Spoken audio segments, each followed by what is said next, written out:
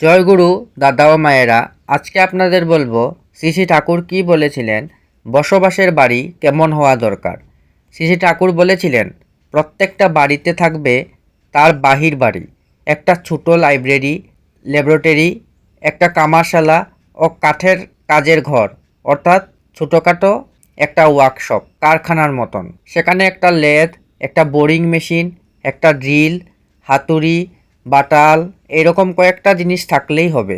আরও থাকা চাই 3 থেকে 5 জনের থাকার উপযোগী একটা অতিথিশালা, অন্তত 5 শয্যা বিশিষ্ট একটা শুশ্রূষা ঘর বা রুগীকে আলাদা করে রাখার ঘর, কৃষি উদ্যান, গোশালা, কুটির শিল্প প্রতিষ্ঠান, শিশুদের পড়ার আড্ডা, তাছাড়া নিজেদের বাসোপযোগী ঘরদোর, ঠাকুরঘর প্রভৃতি তো থাকবেই।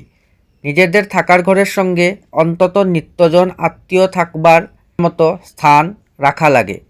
প্রত্যেকটা বাড়ি যদি এমন হয় এবং গ্রাম্য আচার্যরা যদি বাড়িতে গিয়ে কুটির শিল্প, উন্নত ধরনের কৃষি ও কার্যকরী গবেষণা পরিচালনার রীতি ইত্যাদি শেখায় এবং সবাইকে দিয়ে লাইব্রেরিটা সদ্ব্যবহার করায়, তবে প্রত্যেকটা বাড়ি একটা স্বাভাবিক শিক্ষা ও শিল্প প্রতিষ্ঠান হয়ে উঠবে।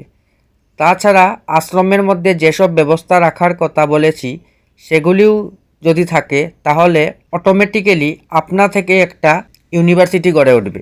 বাড়ির অঙ্গ হিসাবে বাহির বাড়ির কথা বলেছি।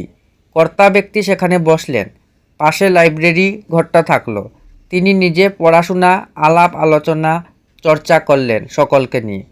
তাতে একটা এডুকেশনাল অ্যাটমসফেয়ার, শিক্ষার আবহাওয়া আপনা থেকেই গজিয়ে ওঠে। গোশালা, কৃষি উদ্যান ইত্যাদি সবই থাকবে, মানে প্রাচীনকে আধুনিক করতে হবে।